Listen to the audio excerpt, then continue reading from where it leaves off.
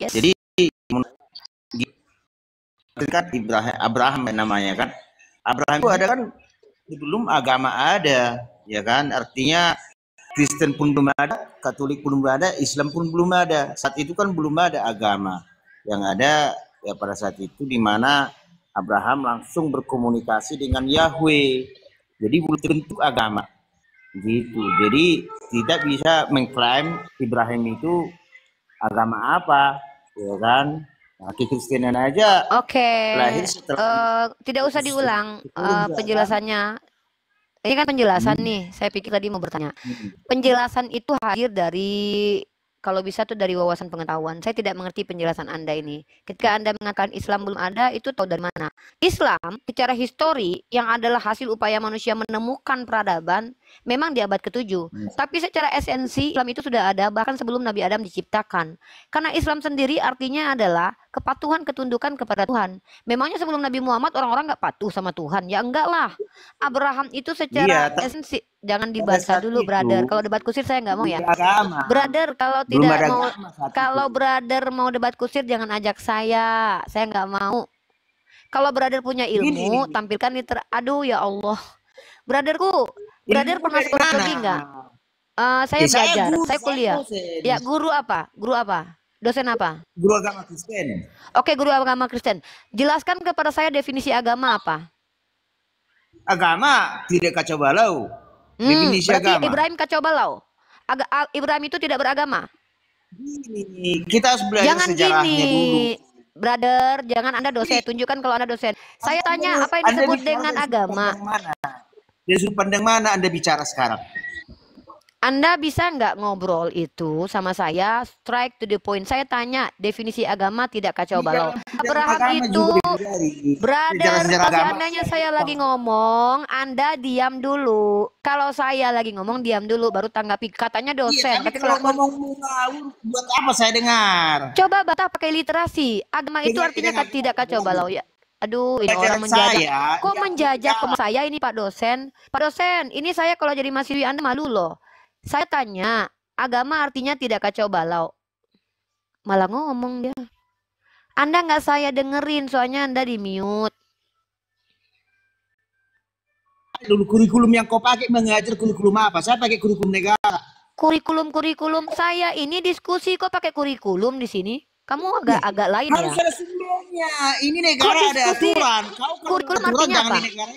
Kurikulum artinya apa? Kurikulum artinya apa? Kurikulum perangkat pembelajaran untuk mencapai sebuah target pendidikan. Di mana itu? Di mana itu diimplementasikan? Di mana itu diimplementasikan kurikulum? Di sekolah formal. Ini sekolah formal ini, Komal ini. Ya, walaupun nggak sekolah formal, kita harus tetap mengarah kepada kurikulum. Jadi di sini pakai kurikulum. Jadi kalau saya buka Komal harus pakai kurikulum gitu. Ya. Aturan negara harus kita ikuti. Kalau coba mana aturan negara? Mana aturan negara? Mana aturan negara kalau saya buka Komal pakai kurikulum? Mana? Harus taat. Mana aturan? Dosen katanya dosen ini kenapa sih dosen kebanyakan Jawa ini dosen nih. Dosen, mana aturan negara saya buka Komal harus punya kurikulum? Di mana aturan negara kalau saya mau diskusi harus pakai kurikulum? Saya kan tanya. Tapi kalau kau tidak memakai, saya ini lagi nanya di mana aturan negara yang memerintahkan kalau Unifa buka Komal harus pakai kurikulum. Jangan makan biawak. Ya udah tunggu. Itu kenapa saya harus pakai kurikulum di sini? Kenapa saya harus pakai kurikulum di sini? Kalau nggak memakai kurikulum, kau sesat. Saya diskusi nggak pakai kurikulum sesat. Emangnya waktu waktu Yesus sedang berdebat dengan ahli agama di Bait Tuhan dia pakai kurikulum? Bedakan relevansinya dengan sekarang. Relevansi dengan sekarang. Kalau tidak pakai kurikulum katanya sesat. Konsili Nikea itu pakai kurikulum nggak? Konsili Nikea itu hanya bapak-bapak gereja. Kurikulum aturan negara kok dibawa ke pendapat orang lain. Di mana ini dosen kok? Dosen kebanyakan makan biawak turun. Enyala dosen makan biawak gangguin. Malu nanti kamu nih. Saya malu memperlihatkan muka di live kan tutup loh nanti loh. Masa dosen kelakuannya kayak penjajah? Sejak kapan buka komal diskusi lintas agama harus pakai kurikulum?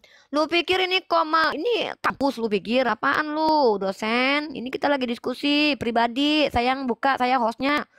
Kok buka komal diskusi harus pakai kurikulum? Emangnya Yesus waktu debat lintas agama sama orang-orang di Bait Tuhan itu pakai kurikulum? Berarti dia sesat nggak pakai kurikulum gitu. Relevansi dengan saat ini, negara itu tidak mengatur pendapat beragama orang lain, tapi mengatur metode aturan untuk pendidikan. Iya, undang-undangnya jelas ada, makanya ada kurikulum. Dosen kok kayak ini, mengecewakan sekali nih, negara kita punya dosen kayak gini.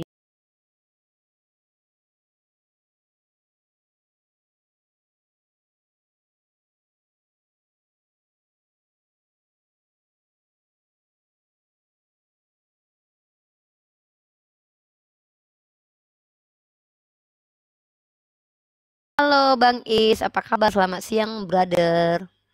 Selamat siang Kak Rifa, Kak Uni Rifa. Ya, siap. Ini Komal Dialektika Lintas Iman, saya depan diskusi, kurang lebih sudah menjalani diskusi ini sekitar 6 tahun.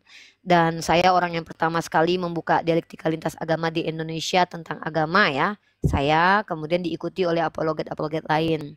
Nah, di sini saya ingin setiap umat Islam, umat Kristen atau non-Muslim lain itu teredukasi, memiliki critical thinking tentang keimanan. Maka saya menjadi sahabat kalian untuk belajar tentang agama. Nah, pertanyaan saya, saudaraku Is di sini yang saya lihat simbol salibnya, saya pastikan orang Kristen ya, karena ada simbol salib. Pertanyaan saya adalah, saudara brother Is di sini mau bertanya atau mau menanggapi atau mau memberi edukasi? Silahkan. Oke, bertanya. Silahkan pertanyaannya. Oke. Pertanyaan pertama, saya catat. Bebas ya bertanya ini. Bebas. Tema kita Ibrahim, tapi kalau mau bebas boleh. Siap. Oke, terima kasih Kak Uni Rifa. Siap. Katakan tadi bahwa Ibrahim Muslim, yang berarti bahwa Ibrahim itu adalah orang Muslim. Jadi pemahaman Kak Uni Rifa tadi sudah mendengarkan bahwa yang dikatakan tadi bahwa yang orang Muslim itu adalah orang yang bertakwa kepada Tuhan yang Esa ya. Nah, kalau kita melihat bahwa orang Yahudi juga percaya bahwa Allah itu adalah Allah yang Esa. Kita bisa melihat di Yahudi di beberapa negara ya. Nah, apakah itu bisa dikatakan sebagai Muslim atau bagaimana? Terima kasih, saya tepuk tangan dulu, pertanyaannya keren banget ini. Oke, terima kasih. Ya. Kok dimatikannya?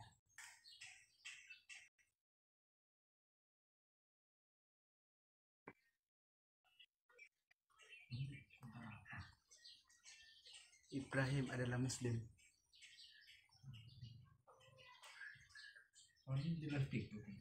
Ya.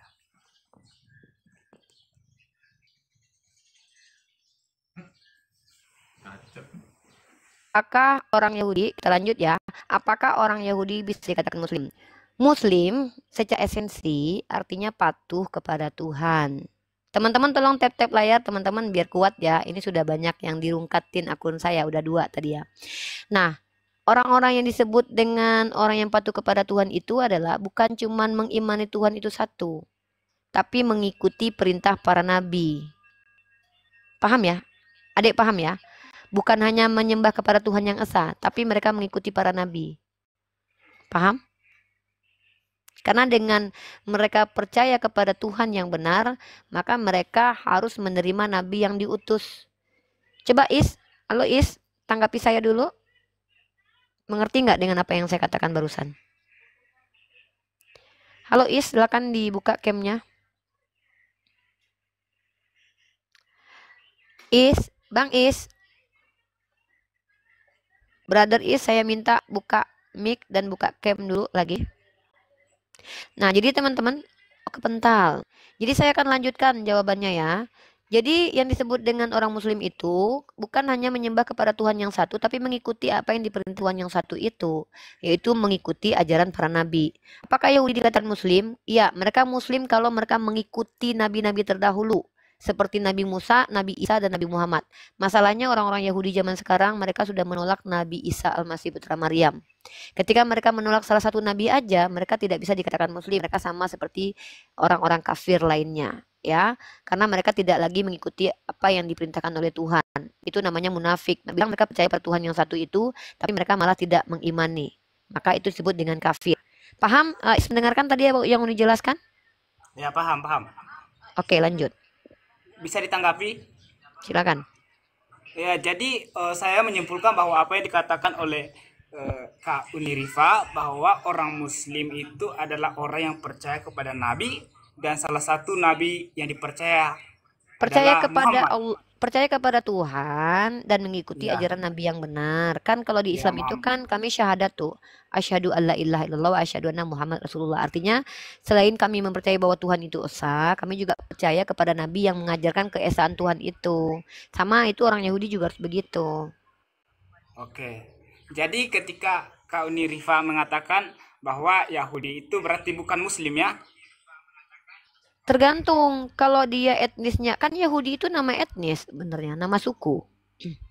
Bukan nama agama sebenarnya. Sekarang aja Oke. disebut sebagai agama Yahudi. Itu kan nama etnis. Dari kata Yehuda, anak dari Israel. Salah satu anak Israel yang bernama Yehuda. Makanya mereka diklaim sebagai orang Yahudi yang adalah nama agama. Sekarang kan bukan nama agama itu.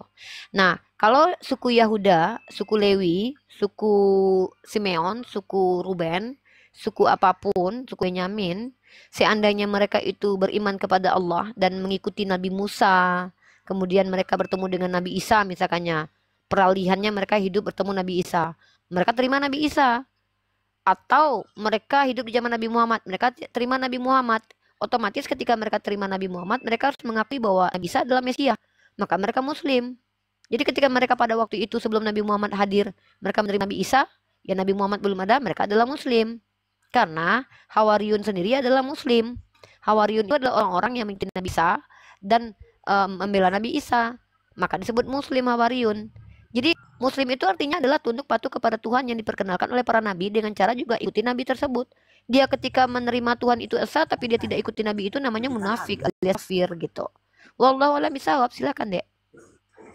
Masih belum pas, Kak Unirifa. Saya mau menanggapi tadi bahwa Muslim itu adalah orang yang percaya kepada Nabi. Nah, khususnya Dek, kepada jangan Nabi dipotong, Muhammad. Dek. Jangan dipotong, Dek. Oke. Muslim Saya hanya adalah menuju ke yang pertanyaan. enggak. Muslim artinya tunduk dan patuh kepada Tuhan. Tunduk dan patuh kepada Tuhan itu salah satunya adalah dengan mengimani apa yang disampaikan sama nabi-nabi.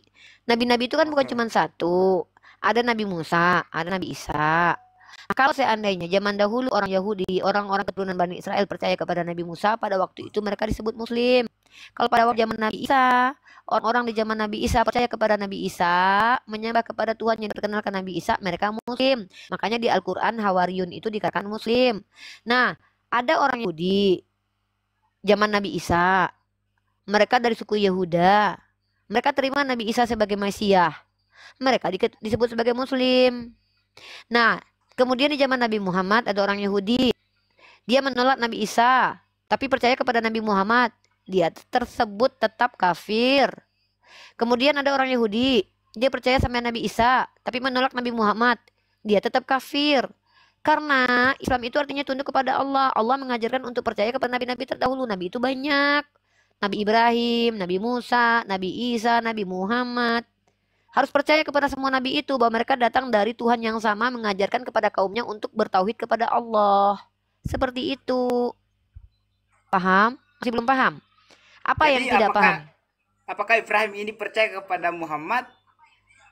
Kenapa dia percaya kepada Nabi Muhammad? Nabi Muhammad kan belum Ya. lahir. Jadi kan masalahnya kalau masuk Muslim itu harus mengucapkan syahadat. Kesaksian syahadat kepada umat Nabi Muhammad seperti yang diajarkan Nabi Muhammad. Syahadat kepada Yesus seperti yang diajarkan Yesus. Syahadat kepada Nabi Ibrahim seperti yang diajarkan kepada Nabi Ibrahim. Kenapa Nabi Ibrahim harus masuk Islam dengan bersyahadat atas Nabi Muhammad? Nabi Muhammad belum lahir. Contoh nih syahadatnya Yesus.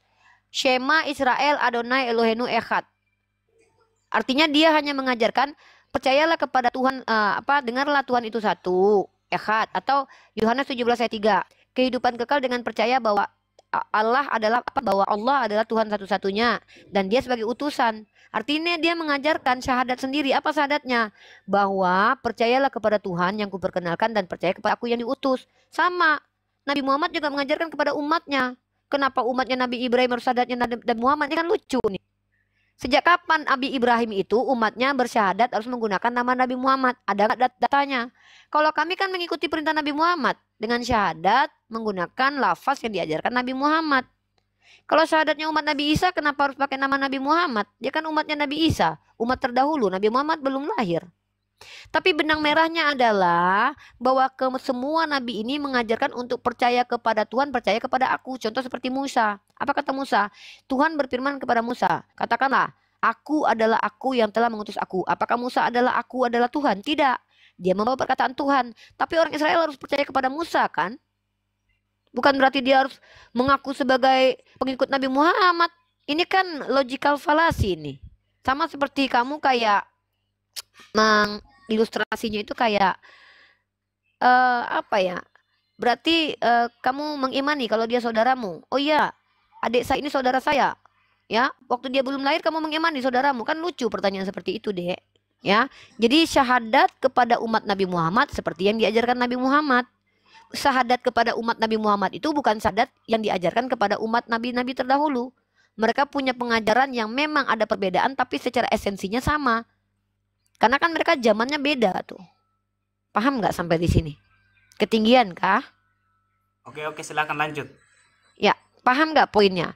Poinnya adalah umat Nabi Ibrahim diajarkan syariat Nabi Ibrahim. Tentu syahadatnya sesuai dengan apa yang diajarkan. Saya nggak tahu syahadatnya apa. Saya nggak hidup pada zaman itu. Syahadat di zaman Isa, ya seperti yang diajarkan Nabi Isa. Saya juga nggak tahu, tapi kita lihat dalam kitab kalian. Isa mengajarkan apa? Yesus mengajarkan apa? Apa kata Yesus? Kehidupan kekal hanya mengenal Engkau satu-satunya Allah, aku yang diutus. Ada berapa itu Tuhan? Cuma satu. Bapa, dia utusan. Satu Theos, satu Kurios. Nabi Muhammad kemudian mengajarkan asyhadu alla ilaha illallah wa asyhadu anna Muhammad Rasulullah. Sama kan mereka?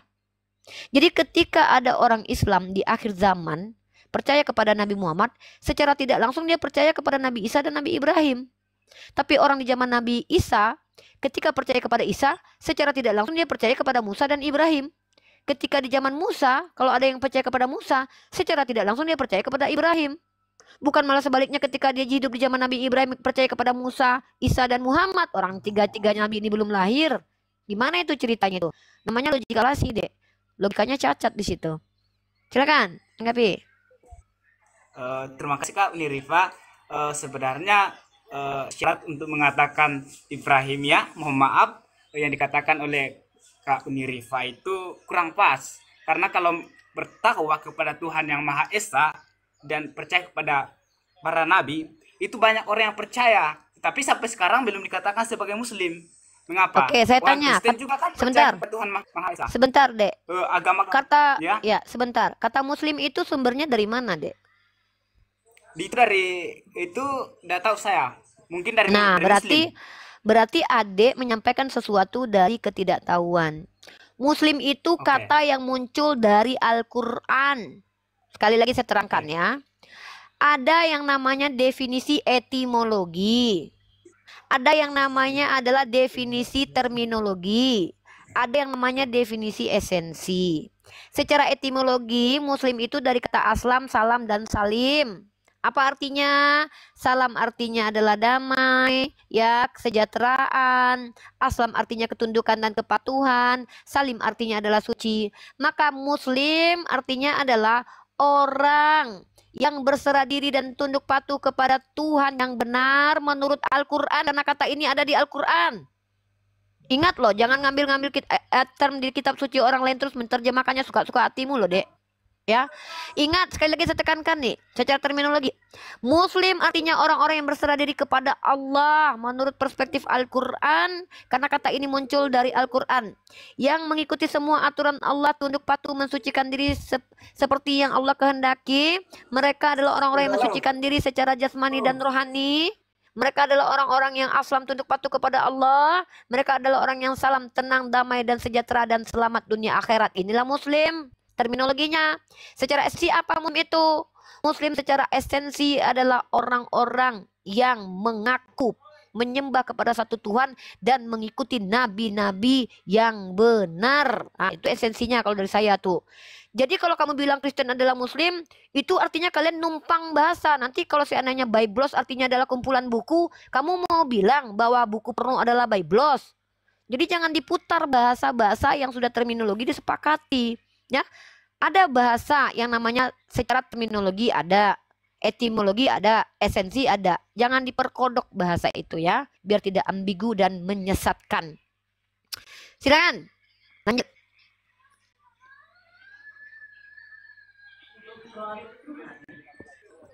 Oke, terima kasih. Satu pertanyaan lagi Kak Unirifa. Satu pertanyaan boleh? Oke, satu pertanyaan soalnya saya lagi sibuk. Boleh. Berkaitan dengan kan tadi kan Unirifa setuju bahwa nabi-nabi sebelumnya adalah Muslim, ya. Jadi ketika kita melihat nabi-nabi sebelumnya itu kan belum ada namanya istilah Al-Quran. Kan Al-Quran itu sudah diturunkan pada abad ke-7. Nah, pertanyaan saya, mereka kan tidak percaya Al-Quran atau belum pernah membaca Al-Quran itu seperti apa. Seperti saya belum pernah membaca Al-Quran itu. Bisakah seorang itu dikatakan sebagai Muslim karena belum yang namanya mengerti tentang Al-Quran dalam bahasa Arab gitu ya? Bagaimana tanggapan Kak Unirifa berkaitan dengan hal itu? Karena mereka belum sama sekali pernah melihat isi Al-Quran itu seperti apa. Kalau pada saat itu seandainya Al-Quran itu tidak sesuai yang apa yang dipercaya oleh nabi-nabi sebelumnya, itu seperti apa Unirifa? Mohon diperjelaskan. Ini pertanyaan yang perlu saya apresiasi, pertanyaan cerdas dari saudara Kristen ya. Saya tepuk tangan dulu buat kamu. Ya, di mute dulu brother, keren ya. Terima kasih pertanyaan ini. Saya harus menjelaskan kepada kamu, dengarkan baik-baik. Saudaraku Kristen di mute dulu. Saudaraku di mute dulu, brother. Oke. Kamu harus mengerti apa definisi Al-Quran. Dibuka aja deh. Wahyu, kitab, Furqan. Apa itu definisinya? Kamu harus mengerti itu. Saya akan jelaskan kepada kamu pelan-pelan, sistematik. Semoga kamu mengerti. Kalau saya tidak bisa membuat kamu mengerti, maka itu bukan tugas saya lagi ya. Karena saya berusaha semaksimal mungkin nih. Al-Quran dari kata qara'a yaqra'u Qur'anan artinya dibaca atau dilafazkan. Salah satu nama wahyu Tuhan dari kata wahaya yang artinya informasi yang diberikan Tuhan kepada para nabinya, kepada orang pilihannya, dari kata wahaya atau kata wahyu.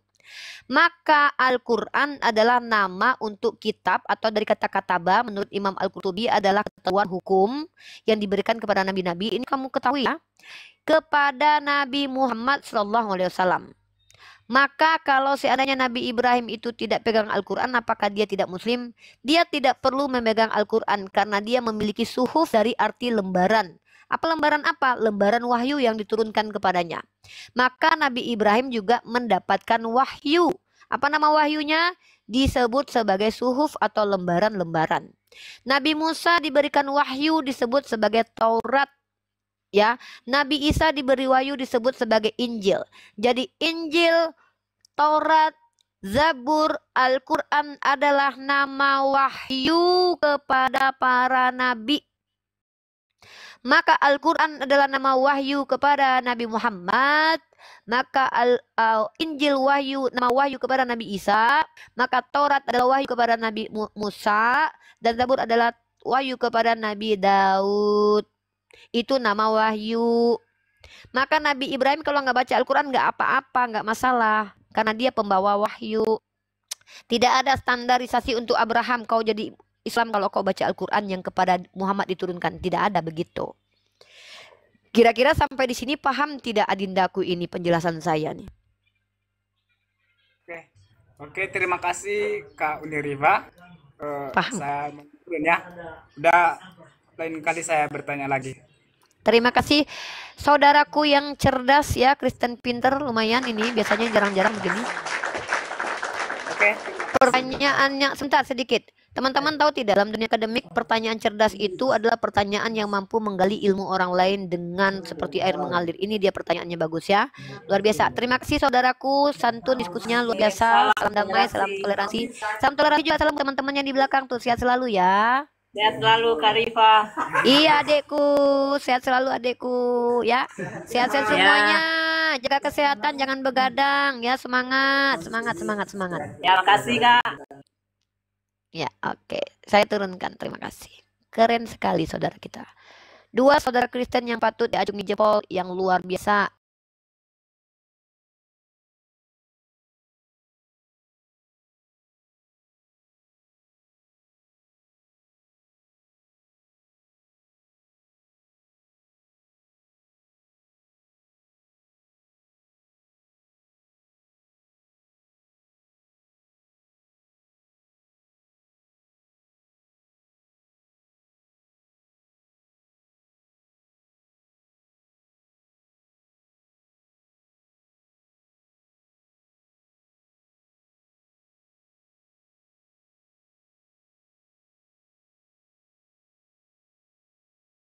Lanjut.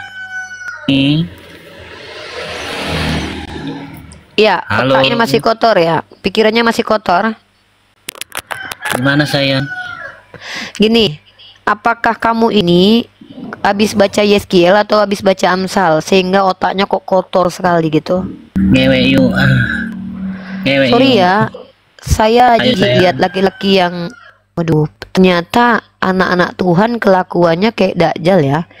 Ngajak-ngajak orang berhubungan badan di tempat umum. Ini kayak, tau nggak, kalau dalam psikologi tuh kayak ada gangguan kejiwaan orang-orang ini. Itu membanggakan umat Kristen kayaknya ya. Saya nggak tahu nih, umat Kristen bangga nggak?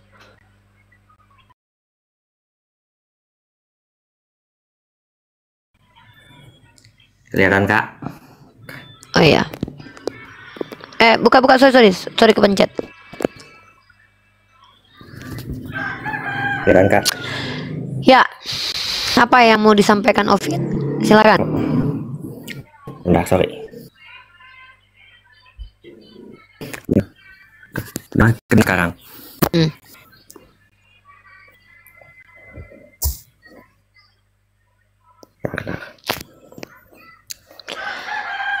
Apa yang mau disampaikan Ovid? Ya benar. Tadi maaf meetingnya tadi agak sempet nge-lag. Kenapa Kak? Ya, ada apa? Ada yang mau dibahas? Ada yang mau disampaikan? Silakan. Izin mau boleh izin ngebantah yang Ibrahim is Muslim? Silakan dibantah. Oke, saya kasih share data dulu ya. Ya, ini ntar ya, saya sampaikan data dulu ya Kak. Data apa? Ini kelihatan Dari nih. siapa? Siapa Dari penulisnya? Profesor studi Islam. Dia profesor Siapa sejarah namanya? Islam, Patricia Kron. Siapa namanya? Kron. Patricia Kron. Patricia Kon. Sebentar. Gimana spellingnya itu? P A A T T R R I I S S C nih, si Patricia Kron. Nih, Mana? nih. Patricia apa itu? Kron ya. Ya nih. Bentar dulu. Kita ingin tahu dia. Patricia Kron was a Danish historian, especially in early Islamic history. Kron was a member of the revisionist school of Islamic study and question the historical of bla bla bla. Lah, berdasarkan agamanya apa ini ya? Sekarang agamanya apa?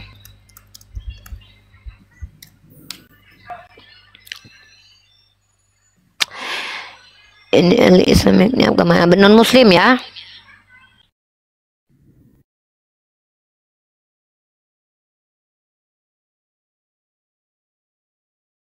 Gimana dong, tempat saya harus buka cam karena kita bicara agama nih.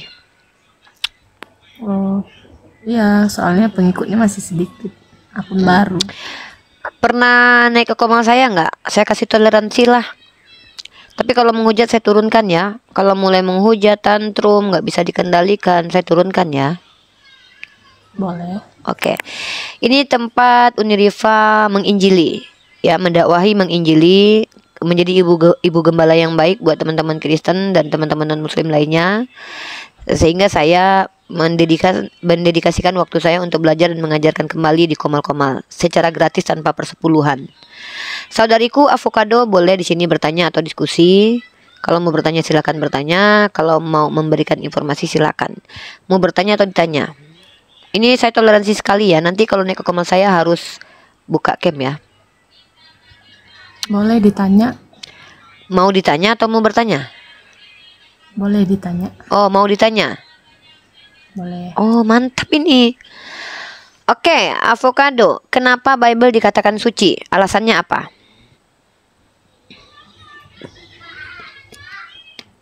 Karena itu kitab pedoman agama. Pedoman Kristen. Pedoman Kristen. Jadi kalau ada buku biologi pedoman orang Hindu maka jadi kitab suci.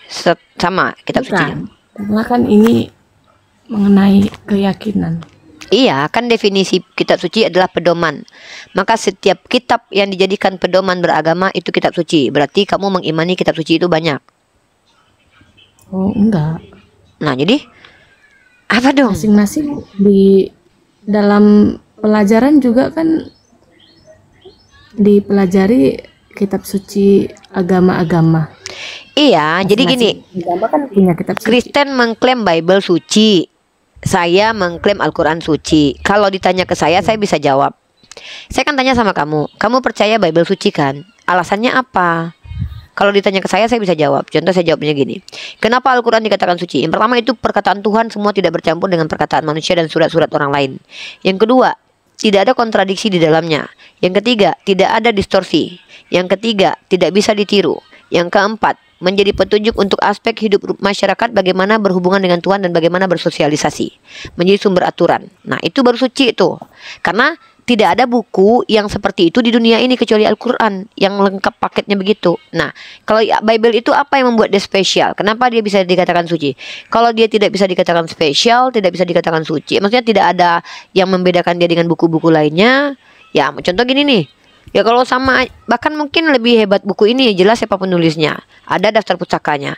Nah, Bible bahkan tidak selevel dengan buku karangan manusia ini. Maka apa alasan Bible dikatakan suci, Adindaku? Karena di Alkitab itu berisi firman Tuhan, firman Allah. Jadi kalau misalkannya buku ini termaktub di dalamnya Matius 1 ayat 1 sudah bisa dikatakan suci buku ini? Bukan, itu kan buatan manusia. Bible kan juga buatan manusia, ditulis oleh Lukas, Matius, Markus. Iya, iya, tapi kan yang buku yang Mbak pegang itu kan ciptaan dari akal manusia. Kan Bible juga dari begitu. Pengetahuan manusia. Bible juga, Lukas pasal 1 ayat 1 coba kamu baca. Itu kan hasil penyelidikan Lukas. Kan definisi, kita kembali ke definisi. Definisi kitab suci menurut Adinda adalah buku yang di dalamnya termuat firman Tuhan. Nah, kalau di dalam kitab ini, buku manusia ini dituliskan di dalamnya Matius 1 ayat 1, bisa nggak buku ini dikatakan firman Tuhan? Atau kitab suci? Ya sudah. Kalau gitu Bible juga begitu, nggak bisa dikatakan suci. Oh, bukan. Jadi emangnya Al-Quran dibuat oleh siapa? Al-Quran itu tidak dibuat. Al-Quran itu diturunkan berupa wahyu. Kemudian setelah wahyu itu diturunkan berupa lafazan, diperdengarkan kepada sahabat, dihafal, baru dituliskan ke mushaf. Maka ini yang dipegang oleh umat Islam itu mushaf Al-Quran. Kalau Al-Quran itu Ya, dari... dituliskan. Oh iya, kalau yang kitab Al-Quran dituliskan. Ya sama dong. Sama. Beda. Bible juga seperti itu. Beda, sister. Al-Quran itu wahyu yang dituliskan. Kalau Bible itu adalah karangan manusia yang dituliskan. Kenapa Anda katakan itu karangan? Buka, makanya saya suruh tadi buka Lukas pasal 1 ayat 1. Mungkin saya kasih ayatnya deh, datanya deh ya.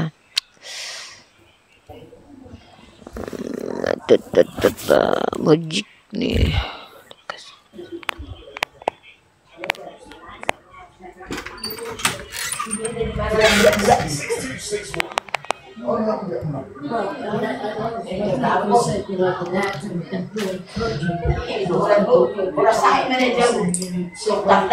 Bisa di mute dulu saudariku, di mute dulu.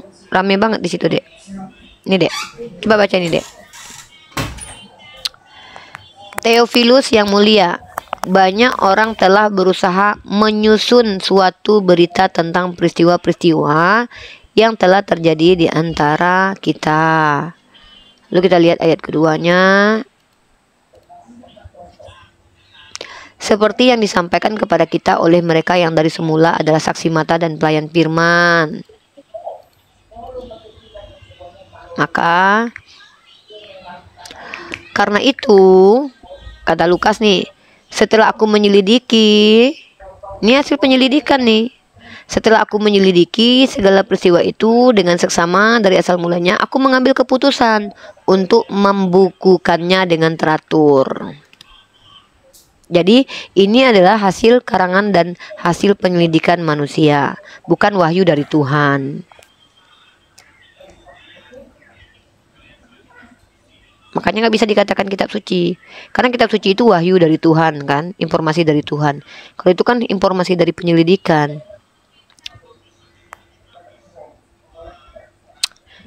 Avocado, Ya, ada yang tanggapan?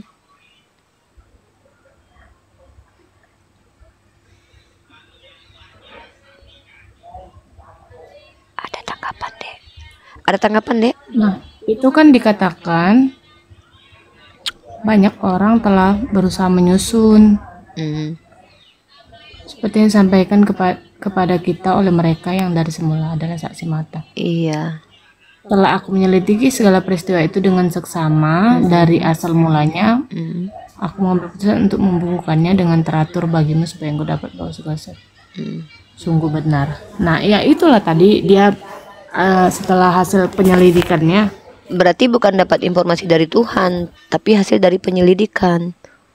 Bukan. Jadi yang menulis Berdasarkan dia pasti baca sudah dek, jangan dek. dipenuhi oleh Roh Kudus. Ya, kalau dia diberi pewahyuan kepada mereka. Kalau dia dipenuhi Roh Kudus, kenapa dia harus menyelidiki lagi?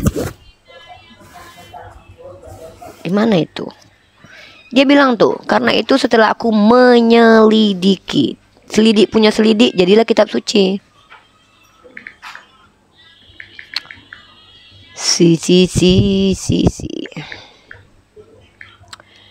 Diselidiki jadi kitab suci. Itu Adinda.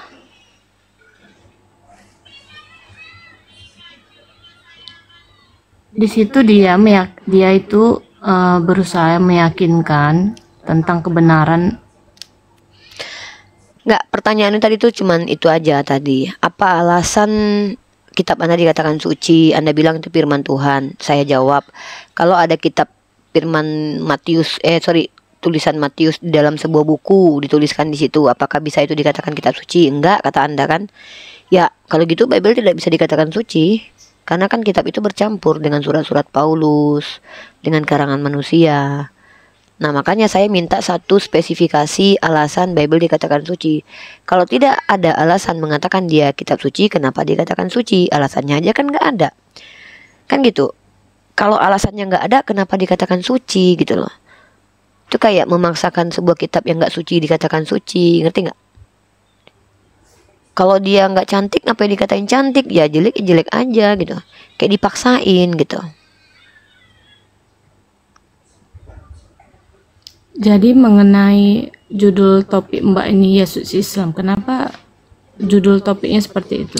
Karena Yesus itu aslam, tunduk kepada Bapa, salim, suci, salam, damai dan sejahtera dan selamat. Maka itu artinya Muslim, Islam.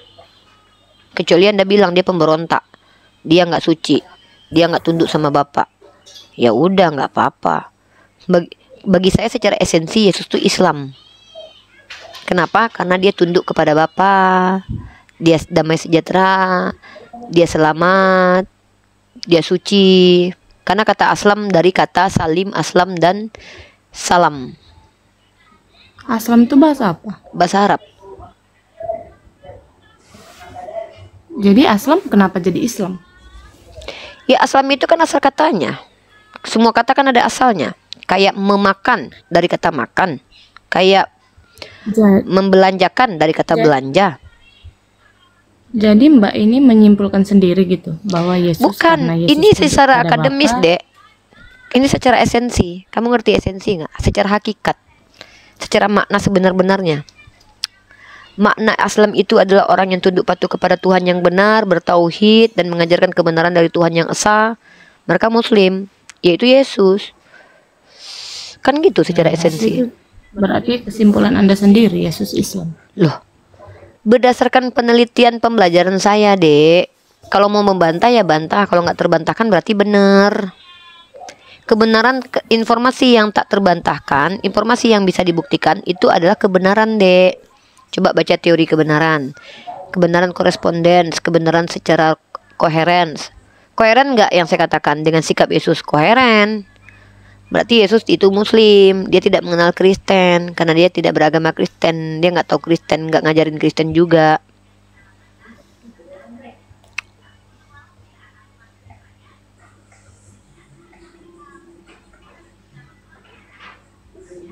Tapi ini Yesus anak Maria loh ya, bukan Yesus yang digantung mati di tiang salib ya, Dek. Ini Yesus anak, bukan Yesus yang terkutuk mati di tiang salib menurut Galatia pasal 3 ayat 13 ya.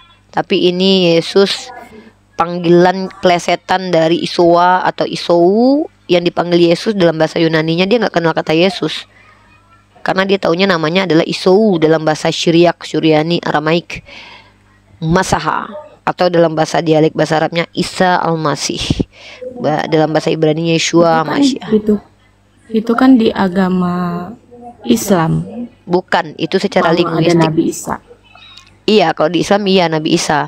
Tapi anak Maria dalam kitab Anda, dia itu bukan berbahasa Yunani. Yesus itu kan bahasa Yunani. Dia itu berbahasa Aramaik.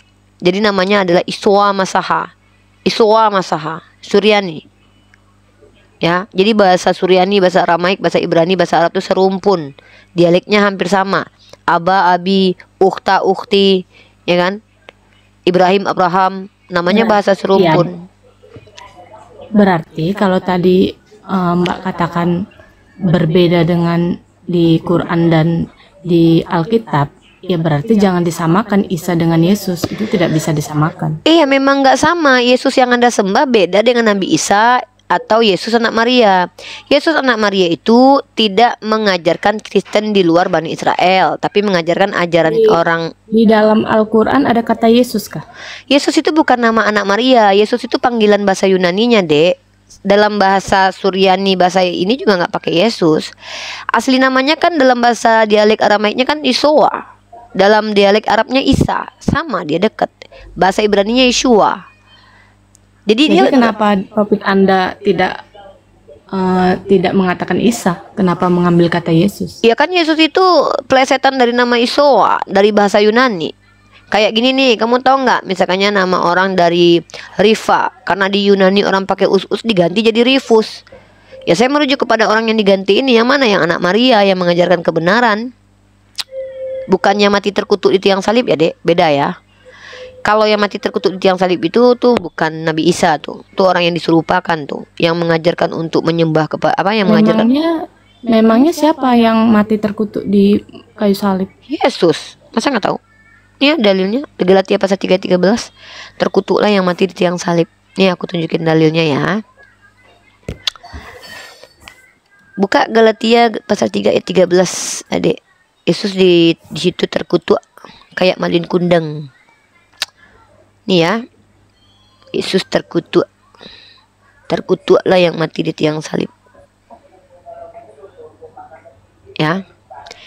Nih, Kristus telah menebus kita dari kutuk hukum Taurat dengan jalan menjadi kutuk, bahkan dia adalah kutuk karena kita, sebab ada tertulis terkutuklah orang yang tergantung, yang digantung pada kayu salib.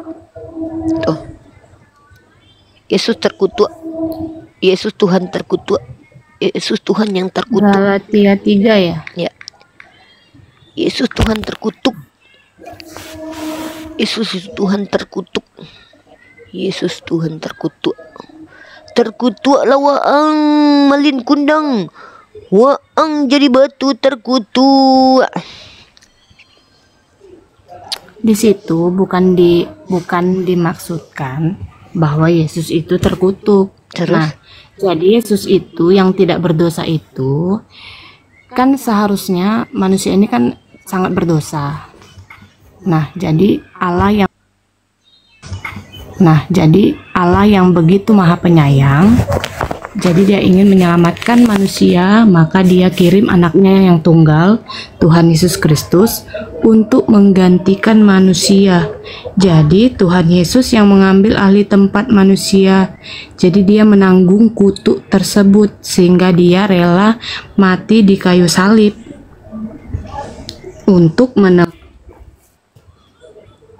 Jadi dengan dia mengambil alih, dia rela menanggung dosa manusia itu. Nah, itulah dia membuka jalan keselamatan bagi manusia. Oke, jadi menurut Anda Jadi bukan maksudnya Yesus itu dia terkutuk. Jadi dia yang mengambil alih, seharusnya kutuk tersebut untuk manusia. gitu. Benar. Saya paham. Jadi maksudnya sebenarnya dia tidak pantas terkutuk. Itu. Tapi dia terkutuk. Dia mengambil alih karena dia rela. Ini kan sama kayak gini nih. Menyelamatkan Ini lebih ngeri lagi manusia. nih. Ini lebih ngeri lagi nih ya. Kalau ada orang yang berbuat dosa dan dia terkutuk, masih oke lah ya. Karena wajar lah dia terkutuk karena dia berdosa. Tapi ada orang baik yang nggak pantas terkutuk dikatakan terkutuk, itu kurang ajar banget nggak sih? Kurang ajar banget. Itulah hebatnya. Itulah maha kasihnya Tuhan kami. Tunggu, maha Dia kasih. tidak Bentar. mau- Tunggu. Dia tidak bentar mau diletak. Tunggu, saya nggak ngerti dia nih. sangat ingin menyelamatkan Bentar, manusia Dek. dari dosa. Dek, bentar, Dek. Maka Dek, diam dulu, Dek, ya ampun. Dek, kalau ada orang bangga karena kalah, dia misalkannya lomba naik motor nih, terus dia kalah misalkannya. Dia bangga karena dia kalah. Hore, hebat, saya kalah. Itu sama kayak gitu. Apa hebatnya Tuhan yang terkutuk? Sebenarnya dia nggak layak terkutuk, tapi terkutuk lalu dikatakan hebat. Maksud definisi hebat tuh gimana sih, Dek? Nah, yang saya tanya tuh gini. Ketika ada tertulis, terkutuklah orang yang digantung pada kayu salib. Siapa orang yang terkutuk ini? Coba jawab dulu aja. Nggak usah ngejelasin yang lain-lain dulu. Kamu lebih keji lagi loh kamu itu. Ketika kamu bilang dia tidak berdosa, dia nggak pantas dikutuk, tapi dia terkutuk. Ini seolah-olah orang yang tidak layak terkutuk jadi terkutuk gara-gara orang lain. Udahlah, ini Tuhan yang nggak adil, ini jahat banget loh. Kalau dia memang layak terkutuk, dikutuk, itu normal, itu setimpal. Tapi ada orang yang tidak layak terkutuk, jadi terkutuk gara-gara orang terkutuk. Ini agama terkutuk jadinya gitu loh. Iya nggak? Kalau ada Tuhan yang menjadikan orang yang tidak layak terkutuk jadi terkutuk gara-gara orang yang terkutuk melimpahkan kutukannya kepada orang yang tidak terkutuk, ini agama terkutuk jadinya ini. Kenapa gitu? Ini Tuhannya beneran nggak sih? Orang nggak salah jadiin terkutuk gara-gara orang yang terkutuk dibebasin? Hah? Pertanyaannya, ini Tuhan beneran nggak? Bukannya agama terkutuk kayak gitu ya. Agama yang mengutuk orang yang tidak layak dikutuk dengan menyelamatkan orang terkutuk. Orang terkutuk diselamatkan, orang yang tidak terkutuk dikutukin. Ini yang terkutuk agamanya atau Tuhannya nggak sih? Aku nggak ngerti. Oke lah kalau Tuhannya nggak terkutuk. Ajaran apaan ini, Dek? Mengutuk orang yang tak layak dikutuk untuk dijadikan terkutuk karena menyelamatkan orang yang terkutuk. Orang yang tak pantas dikutuk dijadikan terkutuk. Orang yang terkutuk nggak jadi terkutuk. Mendamaikan orang yang terkutuk dengan cara mengutuk orang yang tidak layak dikutuk. Ini kok kayak gini sih? Ini gimana ini, Dek? Coba jelasin dulu. Nggak ngerti saya nih. Di mana letak kasihnya Tuhan Anda ini? Coba jelasin lagi. Avocado dibuka mic-nya, Avocado. Avocado dengerin kalau saya ngomong juga dong. Kalau saya interupsi biar nggak kepanjangan. Halo? Iya, lanjut. Nah, begini Mbak, hukum paling utama umat Kristen itu adalah kasih. Nah, jadi kasih itu sendiri sudah dibuktikan oleh Bapa kami. Dengan cara apa? Mana? Tunggu. Nah. Cara membuktikan kasih itu dengan mengutus anaknya untuk dikutuk dan disalib, disiksa. Itu kasih itu. Nah, jadi manusia ini kan sudah berdosa. Iya. Sudah dipenuhi dengan dosa. Nah, Bapa itu kan sifat dari Bapa yang lain adalah dia adalah Maha Penyayang. Jadi Maha dia penyayang itu kepada ingin siapa? kepada ciptaannya. Kepada ciptaannya.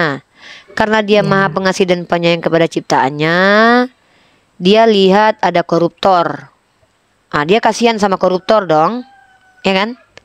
Lalu dia selamatkan dengan cara menanggung dosa koruptor. Betul. Nah, seperti ini penjelasannya. Enggak, yang itu benar Dengarkan nggak itu? dulu, Mbak. Enggak, oke lagi ini saya ganti deh ya. Gimana? Kamu tahu kisah Hitler nggak? Hitler itu menghabisi nyawa sekitar 6 juta orang Yahudi. Kalau dia bertobat jadi Kristen, maka dosanya itu ditanggung Yesus. Kalau dia memang sudah bertobat. Ya. Korban yang dibunuhnya, korban yang dihabisi oleh Hitler itu dikasihi Tuhan nggak?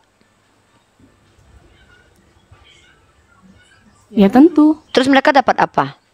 Hitler yang menghabisi nyawa mereka, kalau bertobat masuk surga. Mereka yang dihabisi nyawanya, yang nggak menyembah kepada Yesus, masuk neraka. Wow. Korban walaupun nggak beragama Kristen masuk surga. Padahal yang menghabisi orang-orang Kristen. Orang Kristen yang beriman asal menghabisi sekitar 1,6 juta jiwa masuk surga. Begitu, itu Tuhan yang Maha Kasih. Tuhan yang mengasihi penjahat, tapi membiarkan para korban bergelimpangan mati dalam neraka gitu. Begini, Mbak. Ini bukan Jadi kayak kita gini ya deh ya, sorry nih. manusia- Ini kayaknya Tuhan kita Anda manusia ini, Tuhan Anda ini kayak melegitimasi kejahatan tahu, dengan cara membebaskan orang-orang jahat untuk tidak dihukum, mengajarkan orang-orang tidak bertanggung jawab dengan hukumannya. Loh, saya tanya nih, Tidak. Paulus itu pernah menghabisi nyawa Stefanus. Dia katanya bertobat jadi Kristen. Nah, waktu dia menghabisi nyawa Stefanus, dia tidak dapat keadilan. Dia tidak dihukum karena kejahatannya kepada Stefanus. Dia dan Stefanus sama-sama masuk surga nanti. Dia habisi nyawa Stefanus. Dia menghabisi nyawa Stefanus. Dia menyiksa Stefanus. Dilempar pakai batu ya. Nah, terus Stefanusnya mati, masuk surga karena dia martir. Si Paulus didatangin Yesus, bertobat. Sama-sama sesurga sama Stefanus. Wah, enak banget dong. Stefanus, gue lo yang ngabisin nyawa lu. Lu siksa gue dulu ya. Iya, sama-sama surga kita cetrek. Asik dong. Wah, ini Tuhannya adil nggak sih ini? Bukan seperti itu, Mbak. Terus gimana? Jadi ketika sejahat apapun manusia itu, tetapi ketika dia mengalami pertobatan, jadi pertobatan itu artinya kan hidup lamanya itu ditinggalkan dan dia menjadi hidup baru. Bagaimana cara hidup baru? Bagaimana cara hidup baru? Hidup baru itulah dia dipenuhi dengan buah-buah roh. Oke. Kasih, Buah sukacita. roh itu salah satunya adalah boleh tidak dia merampok. Tidak boleh. Oke, berarti Paulus nggak masuk surga ya karena dia merampok. Itu kan dia kehidupan lamanya. Enggak, setelah jadi Hidup rasul. lamanya. Bukan, setelah jadi rasul. Nih, saya kasih Anda data ya.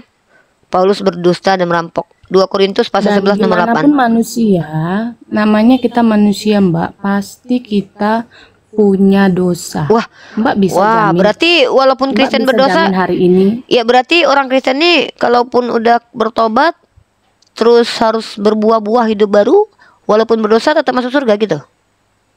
Sekarang saya tanya balik. Hah. Coba saya tanya ya, Ya. biar saya tanya ya. Hmm. Saya pernah mendengar mereka apa sih namanya mati jihad ya, jihad. Hmm. Nah, seperti yang teroris itu. Setelah mereka melakukan pengeboman, katakanlah pernah ada kejadian bom gereja, ya kan? Terus? Nah, ketika dia melakukan pengeboman dan dia ikut mati, nah itu bagaimana? Masuk menurut neraka. agama Islam? Masuk neraka jahanam, mati di neraka jahanam karena dia tidak mengikuti ajaran Islam. Memang ada ajaran Islam suruh bom gereja? Enggak ada. Kalau ada tunjukin data deh. Tapi kenapa ada di ayat Al-Quran itu? Mana? Ketika kamu, saya lupa tuh di surat mana. Ketika kamu Baca, bertemu cari dulu. dengan, Bertemu apa? dengan Yahudi, umat Yahudi dan Nasrani. Kok Mbak, kok lari-lari Mbak? yang saya tanya, ada nggak ayat atau hadis yang mengajarkan kami untuk ngebom gereja? Ada nggak? Kalau nggak ada, berarti itu bukan ngikutin ajaran, makanya dia masuk neraka. Yang saya tanya itu Mbak, ketika Mbak mengatakan di agama Mbak itu jadi Kristen itu harus menghasilkan buah-buah, saya tanya, itu Paulus yang menghabisi nyawa Stefanus dikristenkan sama Yesus. Sementara Stefanusnya masuk surga, si Paulusnya juga. Orang yang dihabisi nyawanya di surga, yang habisi nyawanya di surga, cuman tinggal beriman doang sama Yesus. Anda bilang berbuah-buah, buah apa? Kalau Paulus pernah merampok dalam 2 Korintus pasal 11 nomor 8, jemaat-jemaat lain telah kurampok dengan menerima tunjangan dari mereka supaya aku dapat melayani kamu. Dan dia minta dipuji dalam 2 Korintus pasal 12 nomor 11, sungguh aku telah menjadi botol, tetapi kamu yang memaksa aku, sebenarnya aku harus kamu puji.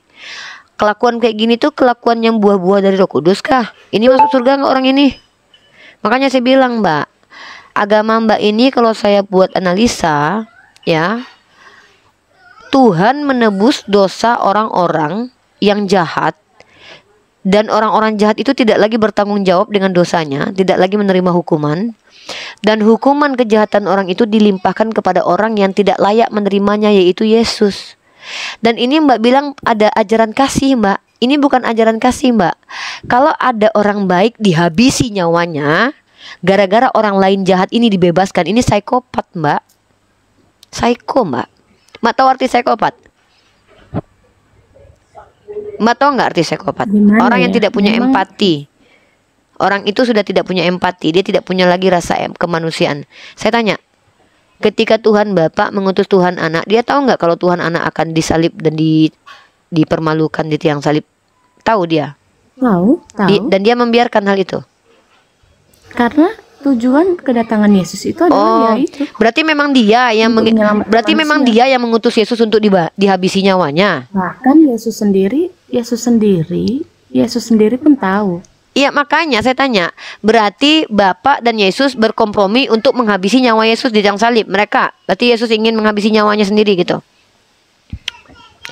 Mbak, Ya, karena memang oh iya, memang kedatangan begitu. Yesus itu, Oh, jadi memang kedatangan dia Yesus yang ingin itu bundir memang gitu. untuk mati menyelamatkan dosa manusia. Oh, memang dia yang untuk mati. Berarti ketika dia dibunuh sama Hansip Romawi nggak salah dong. Berpahala karena menjalankan kehendak Tuhan. Tidak. Loh, gimana ini Mbak? Dia yang pengen dihabisi nyawanya. Dia adalah Tuhan. Dia yang membuat nubuatan. Terjadilah sesuai dengan keinginannya. Berarti Hansip Romawi itu membantu terjadinya cita-cita dan keinginan Yesus. Berarti berdosa atau masuk surga atau masuk neraka Hansip Romawi yang telah menghabisi nyawa Yesus? Ya tidak lah. Loh, Mbak, yang membuat rencana penyalipan itu siapa Mbak? Supaya itu bisa terjadi. Yang menetapkan itu supaya terjadi. Tuhan Bapa. Ini Mbak. Mbak ngerti nggak maksud saya? Tuhan Anda mengutus anaknya untuk disalibkan. Anaknya bisa disalibkan kalau ada iblis merasuki Yudas, ada Hansip Romawi yang mengeksekusi, ada orang Yahudi yang menginginkan. Bisa terlaksana itu. Tuhan Anda memang membuat rencana itu. Tuhan Anda lah otaknya. Ini Tuhan Bapak nih. Ketika Tuhan Bapak yang adalah otaknya, eksekutornya orang-orang Romawi, pertanyaan saya, orang-orang yang menjalankan nubuatan dari Bapak ini, yang menjalankan keinginan Bapak yang ingin mengutus anaknya disalib, itu berdosa atau tidak? Dia menjalankan kehendak Bapak loh, berdosa atau tidak? Ya dia berdosa dong. Berarti bapaknya Yesus yang membuat orang-orang berdosa gara-gara membuat rencana penyalipan kepada Yesus. Tidak lah. Loh, Karena kan Bapak itu maha tahu. Bapak itu maha tahu. Dia menetapkan supaya Yesus disalib. Bisa nggak Yesus disalib sendiri tanpa ada orang Yahudi? Tidak bisa. Nah, berarti harus ada orang Yahudi dong. Bapak tahu nggak ketika Yesus ditetapkan untuk disalib akan melibatkan orang Yahudi, Romawi, dan yang lainnya?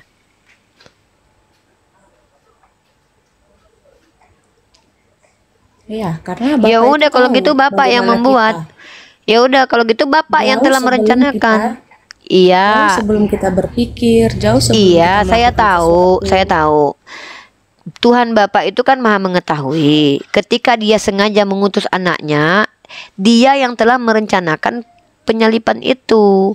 Jadi orang-orang itu tidak bisa berbuat apa-apa lagi karena memang itu rencana Bapa. Jadi orang-orang Yahudi Romawi itu, mereka itu diperalat Tuhan Anda untuk menjalankan aksi menghabisi nyawa Yesus. Jadi mereka itu adalah korban dari Tuhan Anda. Kalau mereka masuk neraka, yang salah itu Tuhan Anda karena menumbalkan mereka demi tercapainya cita-citanya Bapak. Loh, coba Anda dengarkan baik-baik nih. Bentar. Dengar baik-baik nih. Dengar baik-baik. Enggak, ini nih Kak, Anda dengarkan baik-baik nih. Yang menginginkan Yesus turun ke dunia untuk dihabisi nyawanya Bapak kan? Ya, nah, nggak usah. Saya nggak tanya karena alasannya. Saya nggak tanya alasannya, sister. Saya tanya iya atau enggak. Kalau iya bilang aja iya. Kan kita nggak tanya alasannya kenapa. Ketika Tuhan Bapak mengutus Yesus untuk disalibkan, Bapak itu tahu nggak bahwa nanti ketika Yesus disalibkan ini melibatkan orang banyak untuk penyalipannya? Tahu. Nah, Bapak itu sayang nggak sama orang Yahudi sama orang Romawi ini? Saya. Kenapa dia membiarkan orang Yahudi dan Romawi terlibat dalam penyalipan Yesus? Karena mereka itu sudah ya kan dengan kehadiran Yesus. Dengan kehadiran Yesus ke dunia, orang-orang Yahudi Romawi yang menyalib Yesus masuk surga atau masuk neraka dengan kehadiran Yesus? Dengan kehadiran Yesus. Nah, di situ Anda tahu nggak? Nih, Anda paham nggak sih? Nih kita pakai akal nih ya. Tuhan Bapa mengutus Tuhan Anak untuk dihabisi nyawanya. Tuhan Bapa tahu kalau dia utus anaknya nanti yang terlibat itu iblis, Yudas, orang Yunani dan orang Yahudi. Nah, Tuhan Bapa ini mau menyelamatkan manusia, tapi ketika dia mau menyelamatkan manusia, dia buat rekayasa supaya orang Yahudi Romawi itu berdosa membunuh Tuhan. Pertanyaan saya, ketika orang Yahudi dan Romawi menjalankan nubuatan bahwa mereka harus menyalibkan Yesus, dia diselamatkan nggak sama Tuhan Bapa, sama Yesus? Diselamatkan nggak mereka? Begini, Mbak. Mbak ngerti poin saya nggak? Kan Anda yang bilang Tuhan Bapa mengutus Yesus untuk dihabisi nyawanya. Berarti ini kan rencana Bapak. Waktu Bapak mengutus anak, dia sudah tahu bahwa nanti akan terlibat orang Yahudi dan Romawi. Dia sayang nggak sama orang Yahudi sama Romawi ini? Sayang. Lah, dia kan tahu nanti orang Yahudi dan Romawi ini terlibat dalam penyalipan. Kan dia yang menginginkan itu. Kenapa ketika orang Yahudi Romawi menjalankan apa yang dia rencanakan, justru malah dia masuk neraka, sementara Yesus datang untuk menyelamatkan? Ini kan kontradiksi, Dek. Ngerti nggak kontradiksi? Bertentangan diksinya. Tuhan katanya datang untuk menyelamatkan, tapi gara-gara Tuhan datang maka orang berdosa gara-gara si Tuhan ini datang ingin dihabisi nyawanya. Kecuali para pelaku. Loh kok no. Kalau seandainya seluruh orang Yahudi, kalau Tuhan Yesus tidak datang, maka dosa mereka semakin merajalela. loh, mereka memangnya diselamatkan ketika Yesus datang ke dunia? Bukankah gara-gara Yesus datang ke dunia mereka tambah berdosa? Akal kita, enggak, Yesus ini tuh gini loh, brother, sister. Yesus tuh seolah-olah datang ke dunia tuh cuma nyelamatin Paulus doang. Ketika Yesus datang ke dunia, dia dihabisi di tiang salib. Paham nggak? Dia tahu nggak kalau orang Yahudi sama orang Yunani akan mensalibkan dia? Tahu. Dia niat nggak menyelamatkan orang Yahudi dan orang Yunani? Iya. Ya udah, kalau gitu orang Yunani dan orang Yahudi ketika menyalibkan dia masuk surga atau masuk neraka? Saya kurang tidak sempurna memahami. Nah, firman. coba Anda baca kitab Anda. Ini saya tunjukin. Coba baca kitab Anda.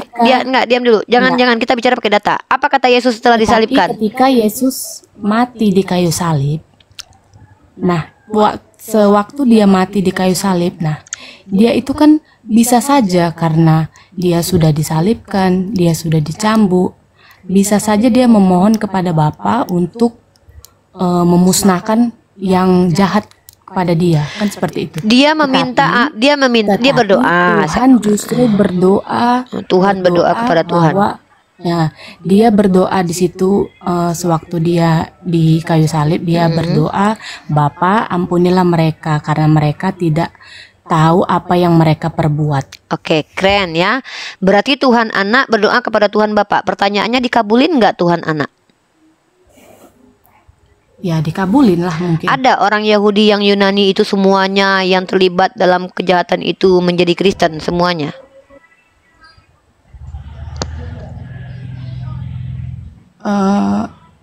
Kristen itu kan artinya dia Enggak, mengimani bertobat Kristus gini ya. loh. Selamat nggak mereka itu semua? Kan Yesus sudah berdoa nih, ya Bapa, ampunilah mereka. Diampuni nggak mereka semua sama Bapa itu? Kalau diampuni, nah kalau diampuni berarti semua masuk surga. Gimana sih, Dek? Berarti orang yang menyalibkan Yesus sama orang Yahudi semuanya. Bentar, Mister Daga ya. Saya selesaikan dulu dengan si avocado ya. Sama sorry brother, standby dulu. Sabar ya. Sedikit lagi kok.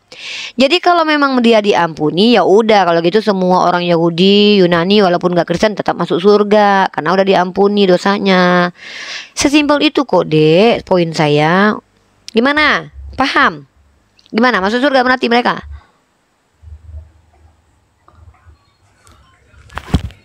Tuhan lo udah berdoa lo kepada Tuhan ini loh. Dikabulin nggak doanya nih? Doa anaknya dikabulin nggak nih? Kalau dikabulin berarti ya udah mereka semua masuk surga. Semua orang Yahudi yang menginginkan kematian Yesus, semua orang Yunani yang terlibat itu semua masuk surga. Keren kan? Nah, baru makanya aku bilang ajaran Kristen ini berpihaknya pada kejahatan terus. Tapi kepada keluarga apa kata Yesus? Barang siapa yang tidak membenci ibunya, bapaknya, keluarganya sendiri, saudaranya laki-laki, perempuan tidak dapat menjadi pengikutku. Kalau kepada orang jahat berpihak banget Yesus ya. Tapi kalau kepada keluarga suruh benci ya. Agak lain Yesus nih ya. Yaudah kita ganti pemain ya. Avocado standby. Kalau mau standby. Saya ke